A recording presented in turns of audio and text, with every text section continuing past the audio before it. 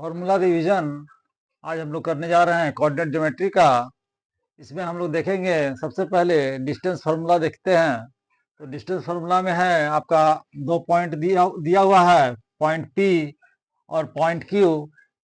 P का coordinate है x1 y1 और क्यू का कोऑर्डिनेट है x2 y2। दोनों के बीच का हमको डिस्टेंस निकालना है।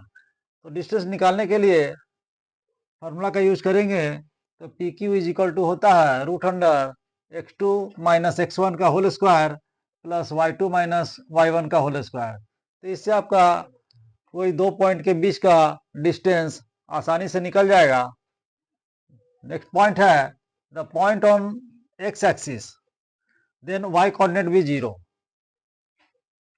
अगर कोई यहाँ पॉइंट P जो है x कोऑर्डिनेट पे है तो यहाँ y कोऑर्डिनेट जीरो हो जाएगा, तो हम इसको जीरो लेंगे, यहाँ y कोऑर्डिनेट जीरो। लेकिन अगर कोई पॉइंट y एक्सिस पे है तो x कोऑर्डिनेट वहां जीरो हो जाएगा। पॉइंट P अगर y कोऑर्डिनेट पे है तो यहाँ x कोऑर्डिनेट हम जीरो कर देंगे।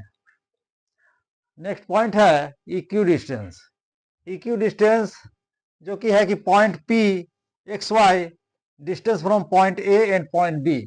तो कहने का मतलब है कि पॉइंट P A से और पॉइंट P B से समान दूरी पे है, इक्यू डिस्टेंस। तो हम इस फॉर्मूला का यूज करके AP और इज इक्वल टू BP करके हम निकाल सकते हैं। नेक्स्ट है कोलिनियर।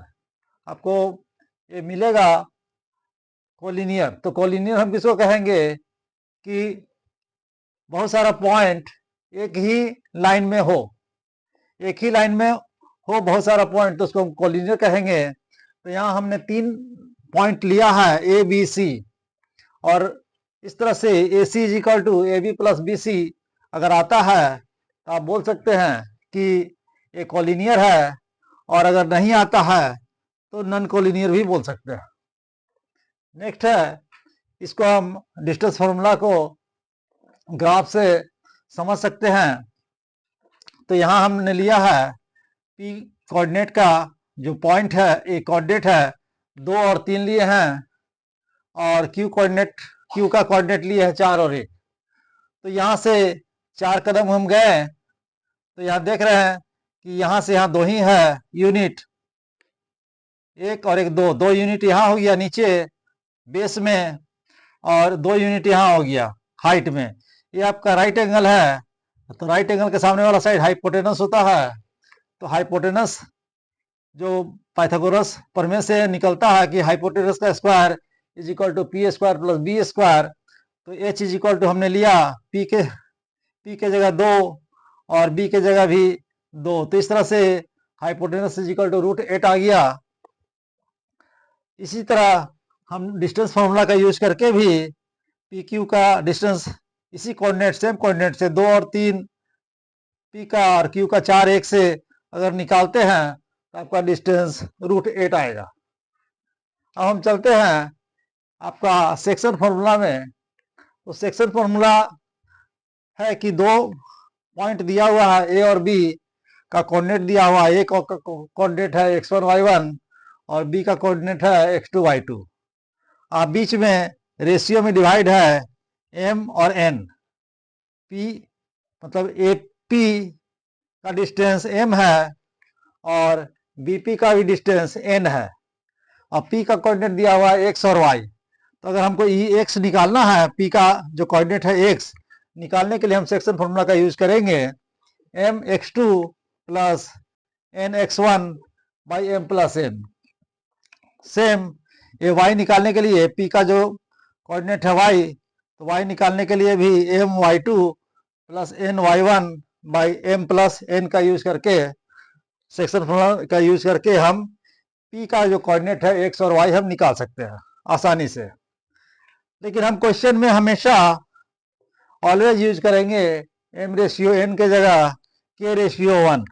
यहाँ की 2 वेरिएबल है तो हम एक वेरिएबल में आसानी से सॉल्व कर सकते हैं, तो इसका हम यूज करेंगे। सेम सेक्शन फार्मूला का यूज करके हम मिड पॉइंट फार्मूला भी उसको कहेंगे कि अगर मिड पॉइंट मतलब m और n बराबर हो तो 1 1 मान लेंगे। तो इसमें अगर 1 1 बैठाते हैं तो आपका मिड पॉइंट फॉर्मूला निकल जाएगा। P का कोऑर्डिनेट x है, x is equal to x1 plus x2 by two, y is equal to y1 plus y2 by two. इस तरह से आपका मिड पॉइंट फॉर्मूला का भी यूज कर सकते हैं। नेक्स्ट है कि एरिया ऑफ रोम्बस।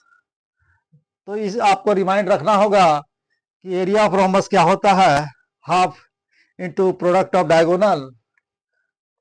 तो नेक्स्ट है पैरेललोग्राम का भी प्रॉपर्टी आपको ध्यान में रखनी होगी इसमें। तो एक क्वेश्चन है जिसमें आपका इसका यूज करेंगे, diagonal of parallelogram bisect each other.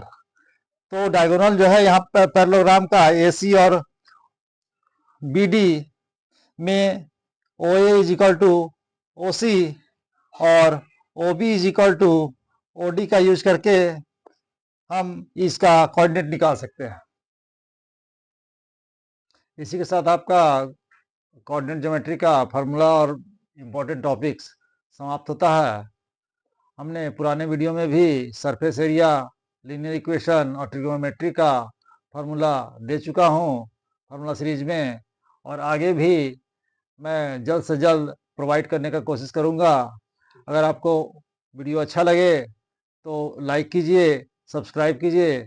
Thank you.